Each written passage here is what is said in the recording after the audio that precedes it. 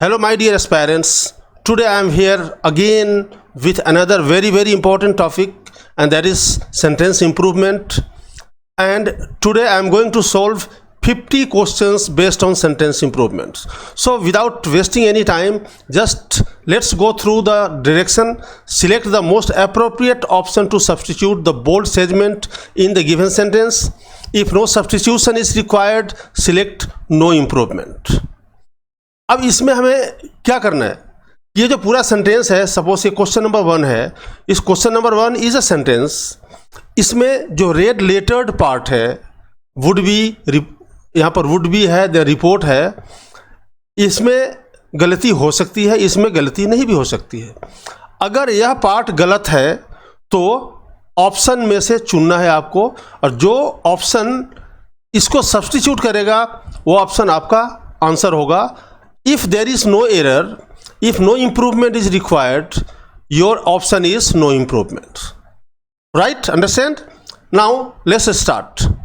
They feared to spare him lest he would be report the matter to the king. सबसे पहले हमें यह समझने की जरूरत है कि जहां भी लेस्ट है, लेस्ट के साथ हम क्या यूज करते हैं? लेस्ट के साथ हम शुड यूज करते हैं। तो सबसे पहली बात है, यहां पर शुड होगा use. So lest he should, देन उसके बाद भी बनाएगा। So he should report the matter, यानी your correct option is C, he should report the matter. He may report the matter नहीं होगा, बिकॉज यहां पर लेस्ट यूज हुआ है। सो जहां कहीं भी लेस्ट आप देखते हैं, लेस्ट के साथ हम हमेशा और हमेशा शुड यूज करते हैं, हम दूसरा कोई भी मॉडल यूज नहीं करते हैं। नेक्स्ट क्वेश्चन है, I suppose no place is good than home on Christmas. Now here comparison is being made between two things, place and then home. तो जहां पर भी कंपैरिजन है उसे हम लिखेंगे कंपैरेटिव डिग्री में, और कंपैरेटिव डिग्री में देन से पहले कंपैरेटिव फॉर्म आता है एडजेक्टिव का। सो यहां पर क्या होगा? Better. So I suppose no place is better than home on Christmas. Is better than, your option is B, आपका आंसर होगा is better than. Is good than नहीं होगा, इज बेटर देन नहीं होता है, देन होता है, इसलिए यह गलत है और नो इम्प्रूवमेंट की तो जरूरत है नहीं। My teacher told to me that I will have spent more time preparing my speech. अब यहाँ पर इस प्रॉब्लम को सॉल्व करने के लिए आपको नरेशन यानी डायरेक्ट और इनडायरेक्ट स्पीच का नॉलेज होना जरूरी है। माई टीचर, सबसे पहली बात है, टोल्ड के बाद हम टू यूज नहीं करते। सो क्या होगा? Told me. माई टीचर टोल्ड मी। अब देखते हैं टोल्ड मी कहाँ कहाँ है। टोल्ड मी तो हर जगह है, सिर्फ बी में नहीं है, इसको एलिमिनेट करते हैं। सो टोल्ड मी है। उसके बाद दैट आता ही है, सो दैट है। दैट किस में है? इस दोनों में भी दैट है। Then my teacher told me that. उसके बाद किसने कहा? तो माई टीचर। माई टीचर के लिए हम क्या यूज करेंगे यहां पर? आई। माई टीचर के लिए हम यहां क्या यूज करेंगे? ही। लेकिन उसने मुझसे कहा, क्या कहा? आई will have spent more time preparing my speech. उसने मुझसे कहा कि मुझे यह करना चाहिए, तो यहां आई बिल्कुल सही है। So my teacher told me that I, that I भी यहां पर सही है। देन यहां पर क्या है?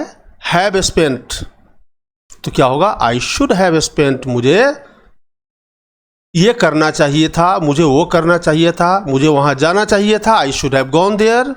मुझे यह करना चाहिए था, I should have done this work. मुझे समय स्पेंड करना चाहिए था, I should have spent more time. So यहां पर होगा my teacher told me that I should. My teacher told me that I would बिल्कुल गलत है। Told me that I should, आपका करेक्ट ऑप्शन है सी। नेक्स्ट क्वेश्चन है, he and on go back to the teacher. क्या होगा? ये phrase है, क्या फ्रेज है? एंड ऑन गो बैक नहीं होगा, क्या होगा? Ended up going back. Ended up क्या होगा? ended up going back. He ended up going back, ended up going back. यह फ्रेज है, याद कर लीजिए इसको. सो रेस्ट सारे एलिमिनेट हो गए. The buildings are in connection to the fabric of the lives of the people who lived here. The buildings are in connection. सबसे पहली बात है कि इन कनेक्शन फ्रेज यहाँ पे होगा नहीं. इन कनेक्शन अगर है भी तो इन कनेक्शन के साथ हम विथ यूज करते हैं. So in connection with, in connection to यहाँ पर नहीं होगा. तो क्या होगा? द बिल्डिंग्स आर कनेक्टिंग नहीं होगा, आर इन कनेक्शन विथ नहीं होगा, आर कनेक्टेड टू.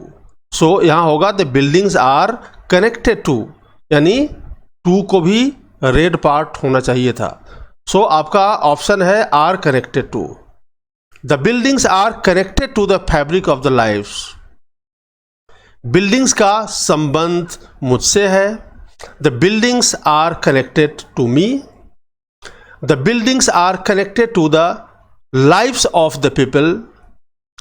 बिल्डिंग्स का संबंध लोगों के जीवन से है, वगैरह वगैरह. They seemed more unsure about whether they would like management than whether क्या होगा would be good at. सबसे पहली बात है कि if अगर आप किसी भी सब्जेक्ट में, किसी भी फील्ड में अगर आप अच्छे हो तो वहाँ पर हम यूज करते हैं good at, not good in. So good at है, good at सिर्फ एक ही ऑप्शन में है, इसलिए ऑप्शन ए आपका सही है, रेस्ट गलत है. सो क्या होगा? would be good at whether they would be good at it. This is the correct option. जैसे एग्जाम्पल देता हूं, I am good at dancing. I am good at maths. सो यहां पर गुड के साथ हम प्रीपोजिशन एट यूज करते हैं, इन यूज नहीं करेंगे.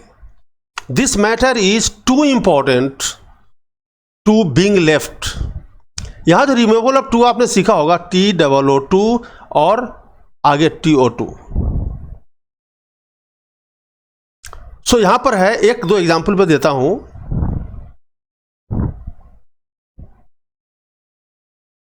आई एम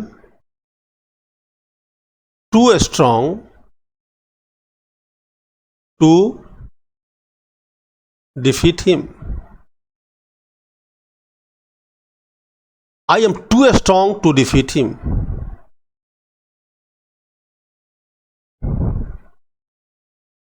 मैं इतना स्ट्रांग हूं कि उसे डिफीट नहीं कर सकता. इसका सेंस करेक्ट नहीं है, but it is just an example. मैं इतना स्ट्रांग हूं कि उसे डिफीट नहीं कर सकता. लेकिन इसे जब हम पैसिव में हम चेंज करेंगे तो क्या होगा? I am too strong to be defeated. मैं इतना स्ट्रांग हूं कि मैं हराया नहीं जा सकता. सो यहां पर जब इस तरह का फॉर्मेशन है, TOO और फिर TO, इस फॉर्मेशन के साथ जब हम कोई सेंटेंस यूज करते हैं और अगर वह सेंटेंस पैसिव फॉर्म में है, यहां पर क्या होगा? To be plus V3. यहां पर बीइंग के जगह पे क्या होगा? बी होगा. सो टू बी लेफ्ट इन. आपका करेक्ट ऑप्शन बी है. They discuss the matter between them and devised a plan to get the goat by fooling the priest. They discussed the matter. वे आपस में, तो हम बाय डिफॉल्ट मानकर चलते हैं कि 3 या 3 से अधिक तो होंगे. क्या होगा? among. यहां पर होगा amongst, among या amongst, amongst. और आगे होगा कौन सा नाउन होगा? रिफ्लेक्सिव प्रोनाउन होगा, नाउन नहीं होगा. क्या होगा? Reflexive pronoun. क्या होगा? बिटवीन देमसेल्व्स या अमॉन्ग देमसेल्व्स. यहां पर क्या होगा? Among themselves. यानी आपका करेक्ट ऑप्शन बी है. One of our greatest athletes has taken up a new challenge. Take up का मतलब क्या होता है? किसी भी चैलेंज को एक्सेप्ट करना, किसी भी काम को एक्सेप्ट करना, किसी भी काम को शुरू करना, वगैरह वगैरह। सो बिल्कुल सही है। One of our greatest athletes has taken up a new challenge. Has के बाद वर्ब का थर्ड फॉर्म आता है और टेकअप बिल्कुल करेक्ट फ्रेज है यहाँ पे, इसलिए इसमें कोई इंप्रूवमेंट की ज़रूरत नहीं है। Your correct option is D, no improvement is required. They got separated from each other. सबसे पहली बात है कि दे गॉट व्हाट, V3 आएगा। सेपरेटेड फ्रॉम ईच अनदर तो होता ही नहीं। जब रेसिप्रोकल प्रोनाउन हम यूज करते हैं, जब दो के बीच की बात होती है, जैसे वे एक दूसरे से झगड़े कर रहे हैं या वे एक दूसरे से झगड़ रहे हैं, क्या होगा? They are quarrelling with each other. अगर दो व्यक्ति है, और अगर 3 या 3 से अधिक व्यक्ति है तो हम क्या यूज करेंगे? They are quarrelling with one another. So यहाँ पर ईच के साथ हम या तो अदर यूज करेंगे या फिर वन के साथ हम अनदर यूज करेंगे। दे गॉट सेपरेटेड फ्रॉम, क्या होगा? ईच अदर या वन अनदर होगा। यहां पर ईच अदर होगा माय डियर स्टूडेंट्स, यहां पर ईच अदर होगा। आपका करेक्ट ऑप्शन है सी। अगर कोई भी डाउट हो आप कमेंट बॉक्स में लिख सकते हैं, बट आप पूरे वीडियो को आपको देखना पड़ेगा। इसमें से बहुत सारे ऐसे क्वेश्चंस हैं जो आपको आते होंगे, लेकिन बहुत सारे ऐसे क्वेश्चंस हैं जिसका कंसेप्ट आपका क्लियर नहीं होगा, तो उसे आप देखेंगे, कंसेप्ट क्लियर करेंगे। एक बात हमेशा आप अपने दिमाग में बिठा लें कि जब किसी एग्जाम में आप बैठते हो तो आप 60 to 70% क्वेश्चंस आपके लिए बहुत आसान होता है, लेकिन वह आपको सफलता नहीं दिला सकता। तो जो 30% या 40% जो भी क्वेश्चंस है जहां आपको परेशानी होती है, उस क्वेश्चंस का कंसेप्ट क्लियर करना है, उस टॉपिक का कंसेप्ट क्लियर करना है, तभी आपको सफलता मिल सकती है। This shows all those which are able to pay, यानी able to pay community charge, able to pay community charge and specifies the particular type the individual will pay। यानी यहाँ पर सबसे पहली बात है able to नहीं होगा, सक्षम है नहीं, बल्कि liable to। सबसे पहली बात है यहाँ पर होगा liable to। और जब किसी व्यक्ति की बात करते हैं तो हम क्या यूज करेंगे? who, which और that, तीनों का मतलब होता है जो। But when it comes to persons we use who। जब थिंग्स की बात करते हैं तो हम which यूज करते हैं। So this shows all those who are liable to. Correct option आपका ए है। विच आर लाइबल ऑन नहीं होगा, हु आर लाइबल ऑन नहीं होगा। लाइबल के साथ हमेशा हम टू ही यूज करते हैं, एबल टू या liable to. The difference between able to और लाइबल टू, इसके लिए आप, मेरा वीडियो है ऑलरेडी, मैं बड़ा क्लियरली एक्सप्लेन कर चुका हूं, उसको आप समझ लीजिएगा। वैसे मैं समझा देता हूं। एबल टू का मतलब क्या होता है? मैं इस काम को करने में सक्षम हूं। I am able to do this work. I am liable to do this work means it is my duty to do this work. I am able to pay the money, मतलब मैं पैसा पे करने में सक्षम हूं। I am liable to pay the money, इसका मतलब है पैसा पे करना मेरी जिम्मेदारी है, मेरी रिस्पॉन्सिबिलिटी है, मेरी ड्यूटी है। So this is the basic difference between able to and liable to. पर दोनों के साथ हम टू ही यूज करते हैं। मोर than mere bureaucratic foot dragging was responsible for that ordinate delaying. Inordinate का मतलब क्या होता है? इनऑर्डिनेट का मतलब होता है जरूरी जहां नहीं है, बेवजह, inordinate. So inordinate is what? It is an adjective. तो इसके बाद क्या आएगा बेटे? क्या आएगा? नाउन आएगा।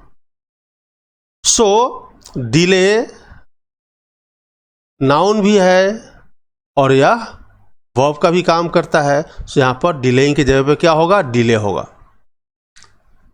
अब दैट है तो दैट की जगह पे दिस होगा क्योंकि यहाँ पर कहीं भी दैट नहीं है. So more than mere bureaucratic foot dragging was responsible for this inordinate delay, यानी B is the correct option. No sorry, not B, C is the correct option, क्योंकि बी में इनऑर्डिनेटली है, इनऑर्डिनेट होगा adjective form.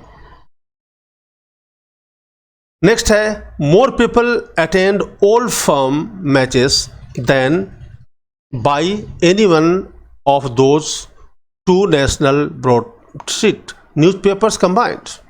यानी any one of those two है. जब हम दो की बात करते हैं तो हम any one यूज नहीं करते हैं. any one मतलब 3 और more, और दो में से हम एक की बात करते हैं तो हम क्या यूज करते हैं, either. तो यहां पर क्या होगा, either of the two. So, more people attend old firm matches than by either of those two national broadsheet newspapers combined. Correct option is C. She will have to get a job and learn to stand on her own feet soon. Own है. अब बताइए कि राम है, इसको possessive adjective बनाएंगे तो क्या होगा, राम्स होगा. जैसे माई है, क्या होगा, माइन होगा. बट ओन है, ये ऑलरेडी पोसेसिव एडजेक्टिव का सेंस ही देता है, इसलिए हम ओन में एपोस्ट्रोफी यूज नहीं करते हैं. क्या होगा, she will have to get a job and learn to stand on her own feet soon. On her own feet soon. C is the correct option.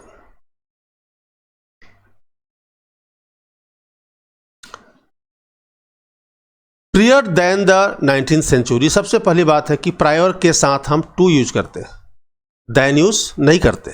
तो क्या होगा, prior to the 19th centuries नहीं होगा, 19th होगा. यहां पर होगा 19th. So prior to the 19th century, यानी 19th century 19वीं सदी से पहले. Prior to the 19th century, prior to the 19 गलत है, प्रायर देन बिल्कुल गलत है, प्रायर टू द 19th बिल्कुल सही है. यानी your correct option is C. I would gone to the party but I was tired. मैं पार्टी में गया होता लेकिन मैं थका हुआ था. क्या होगा, गया होता, मुझे जाना चाहिए था, आई शुड हैव गॉन. मैं गया होता लेकिन नहीं गया, मैं गया होता, क्या होगा, आई वुड हैव गॉन. सो क्या होगा, would have gone, would have. Option A is the correct option, बाकी सब गलत है. She will make him do what she has threatened. She will make him. अब फाइनाइट नॉन फाइनाइट वर्ब का एक video already मैं अपलोड किया हुआ हूं पहले ही, उसको आप देख लीजिएगा, आपको फाइनाइट नॉन फाइनाइट वर्ब्स पता चल जाएगा, बिकॉज बहुत ही इंपॉर्टेंट है. तो शी विल मेक हिम, सबसे पहली बात है कि मेक अगर कोई वर्ब है, उसके बाद अगर कोई दूसरा वर्ब आ रहा है, वो हमेशा V1 में ही होगा. इसको बोलते हैं bare infinitive. This is called what, this is called bare infinitive. Bare infinitive. So इस तरह से यह सेंटेंस बिल्कुल सही है, no improvement required. Neeta became very aggressive over time and started to hate her mother-in-law. Now what is this overtime? Overtime का मतलब क्या होता है, जितना समय था उससे ज्यादा. कंपनीज में, फैक्ट्रीज में लोग ओवर टाइम ड्यूटी करते हैं. ओवर टाइम मतलब सपोज सुबह 8 बजे से शाम 5 बजे तक है और उन्होंने 7 बजे तक काम किया तो उन्होंने 2 घंटे का ओवर टाइम किया. So this is that over time. Now Nita became very aggressive over time and started, यानी ओवर टाइम यहां पर नहीं होगा, क्या होगा, ओवर द टाइम होगा. Over the time, over the time का मतलब होता है समय के साथ, समय के साथ, धीरे धीरे, समय बीतने के साथ, समय बीतने के बाद, this is over the time. The people of Japan are kinder than China. अब यहां पर कंपैरेटिव डिग्री यूज किया हुआ है, बिल्कुल सही है, काइंडर देन चाइना, लेकिन यहां पर तुलना हमने किया है दो के बीच। किन के बीच? पहला है जापान के लोगों का तुलना हमने चाइना के साथ किया है, जबकि यहां पर तो लोग हैं। China is the name of a country and people are the people of Japan. So यहां पर अनपैरेलल हो गया। अनपैरेलल इसलिए हो गया क्योंकि हम लोगों का तुलना हम किसी देश से नहीं कर सकते हैं। हम इस पेन का तुलना किसी दूसरे बंदर से नहीं कर सकते हैं, ये अनपैरेलल हो जाएगा। सो हम क्या करेंगे? The people of Japan are kinder than those of China. यहां पर क्या होगा? Kinder than those of China. So आपका करेक्ट ऑप्शन है ए। दैट ऑफ क्यों नहीं होगा? बिकॉज प्लूरल नाउन है, प्लूरल नाउन है, पीपल है तो वहां पर दोज होगा। अगर सिंगुलर होता तो दैट होता। काइंडर टू बिल्कुल नहीं होता है, सो ये ऑप्शन गलत है। अब बताता हूं मैं इसको और कितने तरह से हम लिख सकते हैं। The people of Japan are kinder than the people of China. ऐसा भी, ये भी सही है। The people of Japan are kinder than China's, are kinder than China's. हम ऐसा लिखने की कोशिश कर सकते हैं लेकिन ये गलत हो जाएगा। क्यों? Because China is the name of a country और यहाँ पर हम एपोस्ट्रोफी यूज नहीं करेंगे। एपोस्ट्रोफी हम यूज कहाँ कहाँ करते हैं? हम लिविंग थिंग्स के साथ हम एपोस्ट्रोफी यूज करते हैं, या फिर टाइम के साथ, जैसे टुमारो है, टुडे है, स्टरडे है, नेक्स्ट डे है, मोमेंट है, इसके साथ हम एपोस्ट्रोफी यूज करते हैं। बट यहाँ पर चाइना के साथ हम एपोस्ट्रोफी यूज नहीं करेंगे। सो correct option is A. As soon do I take a dose of medicine, then I started feeling better. अब यहां पर देखिए,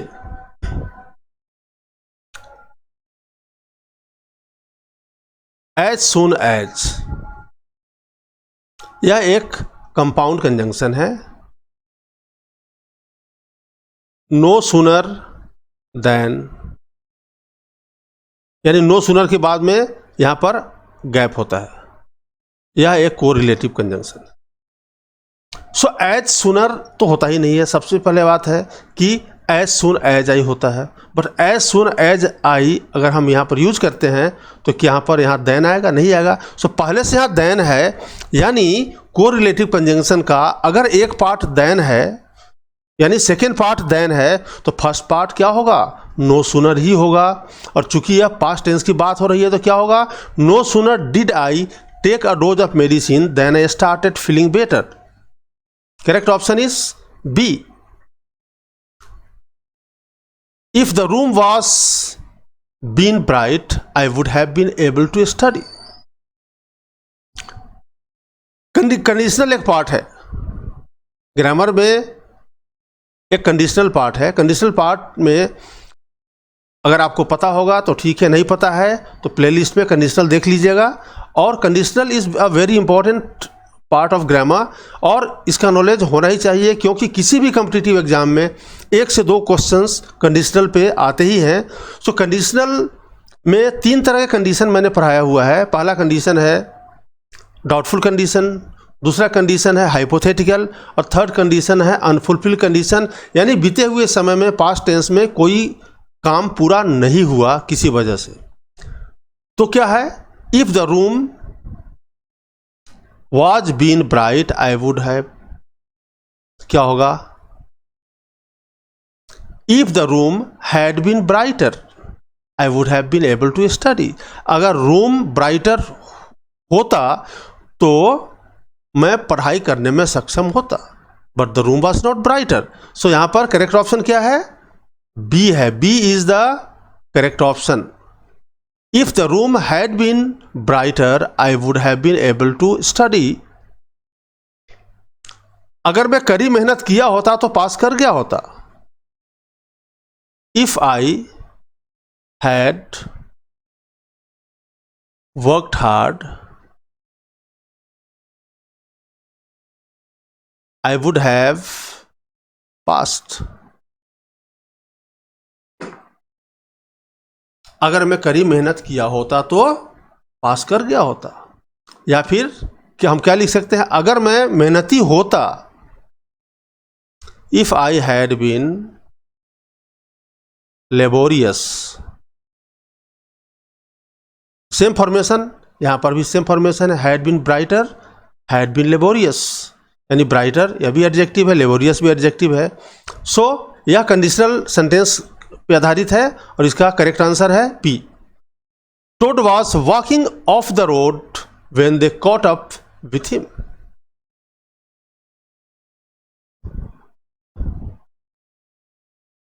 toad was walking off the road, पहले ऑप्शन में देखते हैं क्या होगा। वॉकिंग इट ऑफ गलत है, वॉकिंग ऑन टू नहीं होगा, walking down the road. Correct option is toad was walking down the road, walking down, walk down. The king came upon a servant who was singing. Who was singing how? So he was somebody. If somebody is singing, तो किस तरह से वो गाना गा रहा है, तो वह एडवर्ब होगा और क्या होगा, हैप्पीली। यहां पर सबसे पहले हैप्पीली होगा। So the king came upon a servant who was singing while he was working. यानी करेक्ट ऑप्शन आपका ए होगा। राजा ने एक ऐसे आदमी को देखा, एक ऐसे सर्वेंट को देखा जो गाना गा रहा था और साथ साथ काम भी कर रहा था। So singing happily while he was working. Correct option is A. Next question है, I am always wondered how your one smile could make me happy. क्या होगा, I have always wondered, I have always wondered. Correct option is C. मैंने हमेशा तुम्हें याद किया है। इससे हटकर मैं एग्जांपल में दे रहा हूं, मैंने हमेशा तुम्हें याद किया है, I have always remembered you. मैंने हमेशा अपना काम समय पे किया है, I have always done my work on time. मैंने हमेशा तुम्हारी मदद की है, I have always helped you. So I have always wandered.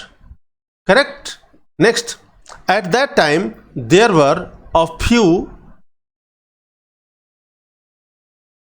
अब यहां पर देखिए, अगर हम लिख देते हैं अ फ्यू वुमेन, क्योंकि अ फ्यू है तो वुमेन होगा यहां पर, तो हम लिखते हैं at that time there were a few women in management position. Sentence correct है लेकिन सेंस करेक्ट नहीं है। वो कहना क्या चाहता है कि उस वक्त मैनेजमेंट पोजीशंस पे लेडीज ना के बराबर हुआ करती थी।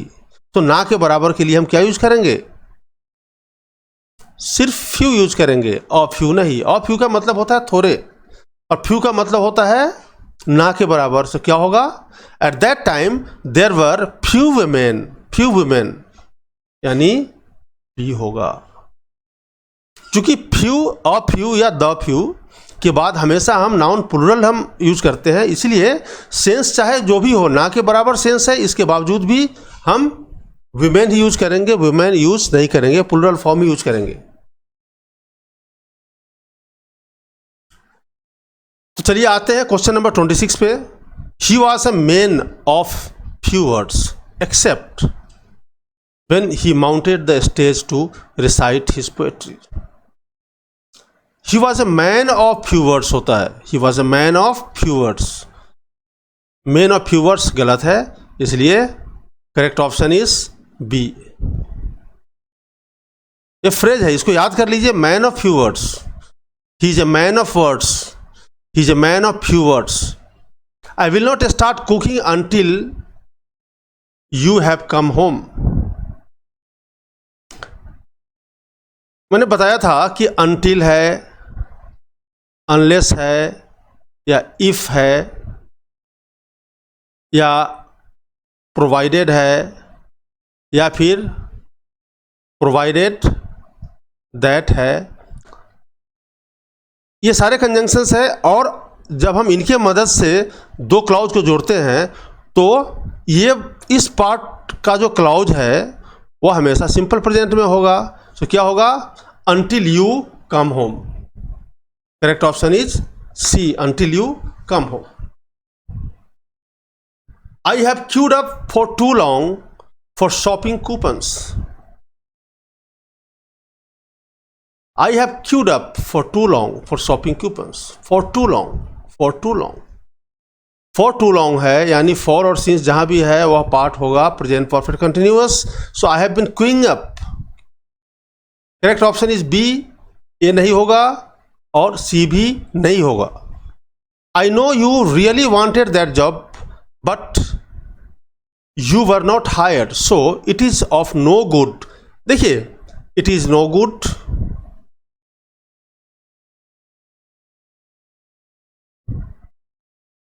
it is no use, it is no good।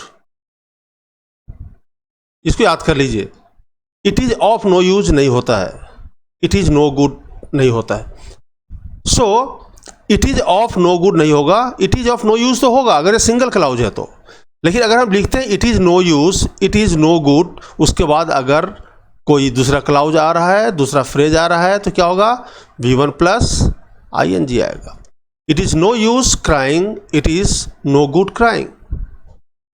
So it is no good crying over spilt milk, now it is no good crying over। your correct option is C। although his relationship with his mother have improved somehow। सबसे पहली बात है कि his relationship या preposition है, preposition से पहले वाले को हम सब्जेक्ट मानेंगे। सब्जेक्ट है his relationship, वह सिंगुलर है तो यहां पर है जा होगा। अगर प्रेजेंट की बात हम करते हैं, पास्ट की बात करते हैं तो क्या होगा? यहां पर हैड होगा। दूसरा है इम्प्रूव्ड समहाउ। समहाउ का मतलब होता है किसी तरह से, लेकिन हम क्या बोलना चाहते हैं? कुछ हद तक, तो क्या होगा? समव्हाट होगा यहां पे। तो क्या होगा? Although his relationship with his mother had improved somewhat he was still depressed। had improved somewhat, had improved somewhat, B is the correct option। they look as though they are heading to, बिल्कुल to गलत नहीं है, heading for होगा, यहाँ पर for होगा। Option में है कि नहीं देखते हैं, बिल्कुल है। सो यहाँ पर होगा they look as though they are heading for divorce। My mom advice was to always follow your dreams। सबसे पहली बात है कि एडवाइस यहाँ पर ये वर्ब फॉर्म है, ये नाउन फॉर्म में होगा। क्या होगा? ADVICE, advice. Advice is verb form, advice is noun form. और अगर यहाँ पे नाउन है तो उसके पहले एडजेक्टिव होगा, जबकि ये नाउन है। तो इस मॉम को हम एडजेक्टिव में चेंज करना चाहते हैं तो क्या करेंगे? एपोस्ट्रोफी प्लस एस, यह बन गया possessive adjective. So my mom's advice, mom's advice, ये सी ऑप्शन है। C is the correct option. You may not be obligated to do so but your little good will can light on someone's life in many ways. Light on नहीं होगा, light up होगा। Light up का मतलब होता है किसी के life में खुशियां ला देना, किसी के लाइफ को इल्यूमिनेट कर देना। सो क्या होगा? You can light up someone's life. Correct option is B. आगे बढ़ते हैं। I have thought about moving to New York since I visited my friend there last summer. अब यहां पर सिंस आ गया और फॉर आ गया। कब से? जब से मैं पिछले गर्मियों में जब मैं अपने फ्रेंड के घर गया तब से मैं न्यूयॉर्क जाने की सोच रहा हूँ, न्यूयॉर्क मूव करने की सोच रहा हूँ। प्रेजेंट परफेक्ट कंटिन्यूअस होगा। I have been thinking. Correct option is I have been thinking. Statistically speaking you are more likely to die of a bee sting than win the lottery. सबसे पहली बात है you are more like to नहीं होगा, you are more likely होगा। दूसरी बात है कि डाई के बाद हम ऑफ कब यूज करते हैं, जब हम किसी बीमारी जैसे टीबी हो गया, कैंसर हो गया, या कोई भी बीमारी है, जब किसी बीमारी से मौत होती है तो हम डाई ऑफ यूज करते हैं। जब किसी कारण से जैसे बी स्टिंग हो गया, एक्सीडेंट हो गया वगैरह, तो वहाँ पर हम क्या यूज करते हैं, फ्रॉम यूज करते हैं। तो यहाँ पर क्या होगा, statistically speaking you are more likely to die of, नहीं, you are more likely to die from a bee sting than win the lottery. So am I clear to you? चलिए आगे बढ़ते हैं। James has been teaching at the university since June. बिल्कुल सही है, जून से James पढ़ा रहा है। यहाँ जेम्स क्या है, it is the name of a person. So ऐसा नहीं है कि आप जेम्स देख लो तो आप सोच रहे हो कि अरे जेम्स तो प्लूरल है, नहीं, ऐसा नहीं है। James is the name of a person, it is singular, so verb has to be singular, बिल्कुल सही है। और प्रेजेंट परफेक्ट कंटिन्यूअस है तो been plus V1 plus ING लगेगा। There is no improvement, no improvement is required here. Do you think Jonathan might feel left off when the new baby comes? आपको अगर ऐसा लगता है कि आपको दरकिनार कर दिया जाएगा तो क्या आप लिखेंगे? You think you will be left out. You will be left out. So क्या आपको लगता है कि जोनाथन को ऐसा लगेगा कि न्यू बेबी के आने के बाद उसे दरकिनार कर दिया जाएगा? सो क्या होगा, might feel left out, might feel left out. Correct option is C, she couldn't help but, cannot help but, cannot help but, couldn't help but के बाद में हम हमेशा V1 यूज करेंगे। क्या होगा, she couldn't help but laugh, हमेशा V1 use करेंगे। अगर बट नहीं है, अगर सपोज बट नहीं है यहां पे, तो हम क्या करेंगे, फिर V1 plus ING। She couldn't help laughing, but आ गया तो उसके बाद हम V1 यूज करेंगे। The 16-year-old stand by was no closer to being resolved. अब 16 डे पुराना क्या है, stand by was no closer to being resolved. यहां पर क्या हुआ, गतिरोध, 16 दिन पुराना गतिरोध जो है वह रिजॉल्व होने के कगार पे अब तक नहीं है, यानी गतिरोध के लिए हम क्या यूज करते हैं, स्टैंड ऑफ। अभी आप लोगों ने न्यूज़पेपर में पढ़ा होगा, इंडिया चाइना का स्टैंड ऑफ अभी भी क्लियर नहीं हुआ है। So that is called stand off, means गतिरोध। I abstain, abstain के साथ, refrain के साथ हम हमेशा for यूज करते हैं और उसके बाद V1 प्लस ING, बिल्कुल सही है। So from यूज करेंगे यहाँ पे। I abstain from eating fatty foods, यहाँ पर from यूज होगा। abstain when I was on my diet, ये past tense की बात हो रही है। So क्या होगा, I abstained from eating। Your correct option is B, दूसरे तरफ देखने की जरूरत नहीं है।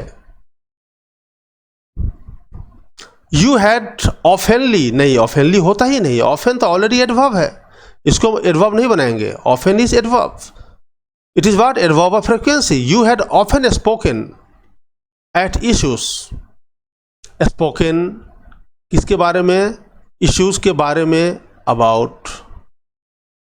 सो you had often spoken about issues that are important to us। तो पास्ट की बात हम क्यों कर रहे हैं, प्रेजेंट की बात करेंगे तो यहाँ क्या होगा, हैव होगा। So you have often spoken about issues, you have often spoken about, have often।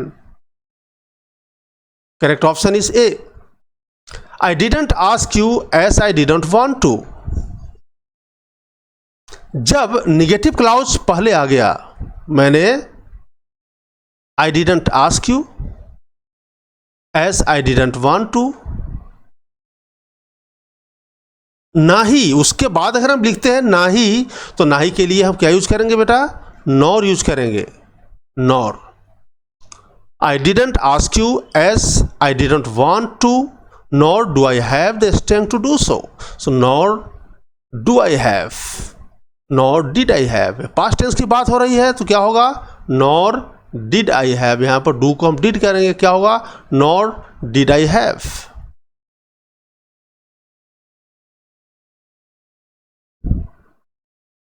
Ram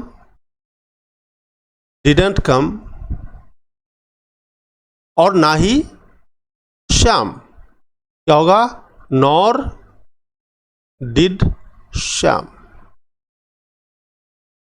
यानी यहां पर जो कम है वर्ब, इसको रिपीट होने से नॉर बचा रहा है. यानी नॉर के मदद से हम एक ऐसा क्लाउज यूज करते हैं जो पहले आने वाले क्लाउज के किसी पार्टिकुलर वर्ड को, स्पेशली वर्ब को रिपीट होने से बचाता है. सो इस तरह का एग्जांपल है. If I remember rightly, we were 66 years old the day before yesterday. The day before yesterday बिल्कुल सही है. नरेशन आपने पढ़ा होगा, उसमें आपने पढ़ा होगा कि yesterday का क्या होता है? The day before yesterday. Tomorrow का क्या होता है? द नेक्स्ट डे होता है. सो द हम यूज करते हैं. So correct option is the day before the yesterday. गलत. Day before the yesterday, day before yesterday. We were 66 years old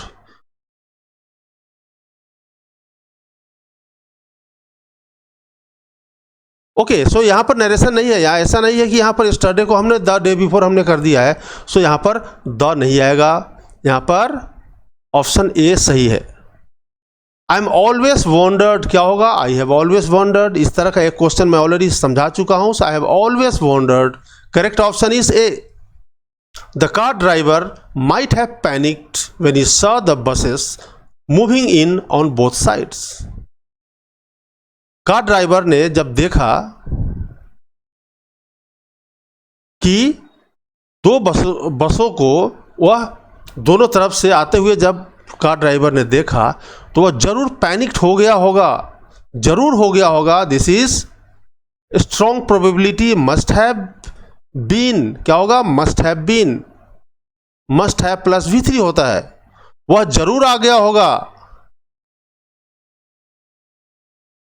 He must have come.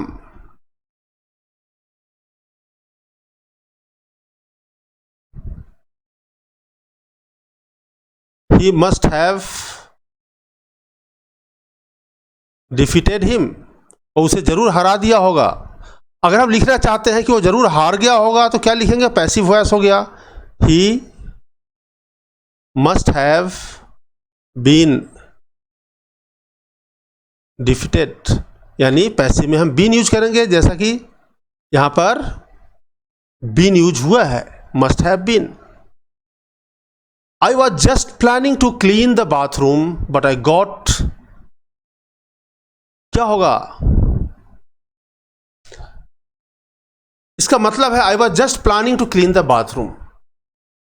सिर्फ बाथरूम क्लीन करने का मैं प्लान कर रहा था, लेकिन मैं बह गया. बह गया मतलब मैं सारा काम, विंडोज, फ्लोर वगैरह सब साफ कर दिया. सो भावनाओं में बह जाना, सोचते सोचते आगे बढ़ जाना, सोच में बह जाना, आगे निकल जाना. उसके लिए हम जो फ्रेज यूज करते हैं वो होता है to get carry away by. क्या होगा? Got carried away by. Very important. क्या होगा? Got carried away by. They were married for nearly 50 years. They were married नहीं है, they have been married. They were married का मतलब क्या हुआ? अब या तो शादीशुदा अब है नहीं, डिवोर्स हो गया है, या फिर वे दुनिया में नहीं है. सो हम ऐसा नहीं लिखेंगे, वे अभी भी है. क्या लिखेंगे? They have been married. Next video on narration, direct and indirect speech. इसका परसों, डे आफ्टर टुमारो प्रीमियर होगा. और स्टे ट्यून, बहुत ही इंपॉर्टेंट क्वेश्चंस होंगे उसमें. सो जरा यार एक घंटा समय दो आप, और आप उसको देखो. अगर 50 क्वेश्चंस मैं आपके लिए लेकर आया हूं तो कम से कम 5 क्वेश्चंस ऐसे होंगे जिससे आप काफ़ी कुछ सीख पाओगे और 5 क्वेश्चंस के लिए अगर 1 घंटा भी आपका समय अगर निकलता है तो इसमें कोई घाटे का काम नहीं है। The punishment was deferred up her baby was born. अब देखिए उसे पनिशमेंट दिया जाना था लेकिन बेबी का जन्म भी होना था। तो क्या होगा, बेबी जब तक जन्म नहीं ली तब तक उसके पनिशमेंट को रोका गया। The punishment was deferred until, क्या होगा यहाँ बेटा, अंटिल, यहाँ होगा until. So was deferred until, B is the correct option. Your sister cooks well. अब यह सेंटेंस किस टेंस में है, सिंपल प्रेजेंट है।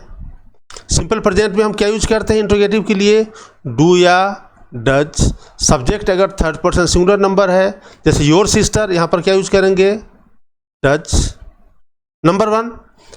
नंबर 2, क्या नेगेटिव है या एफर्मेटिव है, बिल्कुल एफर्मेटिव है, योर सिस्टर कुक्स वेल। तो इसे हम क्या करेंगे, हम नेगेटिव में चेंज करेंगे। यानी ये जो क्वेश्चन है, this question is based on question tag. So question tag का रूल है कि जिस टेंस में क्वेश्चन है उसी टेंस में हम टैग यूज करेंगे, जो क्वेश्चन टैग सेम टेंस में होगा। और अगर वह एफर्मेटिव है तो नेगेटिव होगा टैग, अगर वह सेंटेंस अगर नेगेटिव है तो टैग एफर्मेटिव होगा। तो क्या होगा यहाँ पर, doesn't she.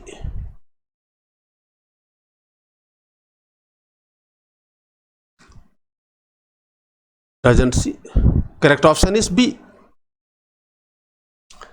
I look forward to hear from your son. अब जरूरी नहीं है कि हर जगह 2 है 2 + V1 ही होगा, ऐसा नहीं है। When 2 is a part of infinitive तब हम 2 + V1 यूज करेंगे और यह क्या हो जाता है, इन्फिनिटिव हो जाता है।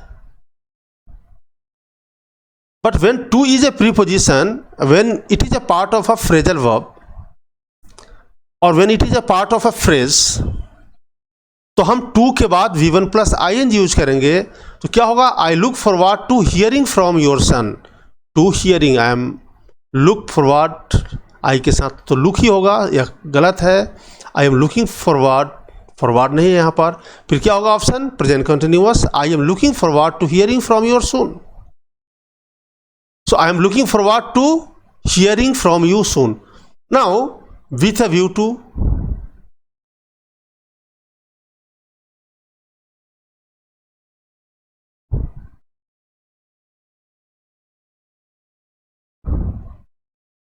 कमिटेड टू, उसके बाद हम क्या यूज करेंगे, V1 + ing, क्योंकि यहां पर these twos are not part of infinitive, these twos are part of phrase. So यह भी 2 है, इस फ्रेज का पार्ट है, 2 है फ्रेज का पार्ट है, 2 है फ्रेज का पार्ट है। और यहाँ पर जो तीनों 2 है वे प्रीपोजिशंस है। और माय डियर स्टूडेंट्स, किसी भी प्रीपोजिशन के बाद अगर वर्ब आता है तो वह वर्ब हमेशा जेरंड फॉर्म में होगा, यानी V1 + ing के फॉर्म में होगा।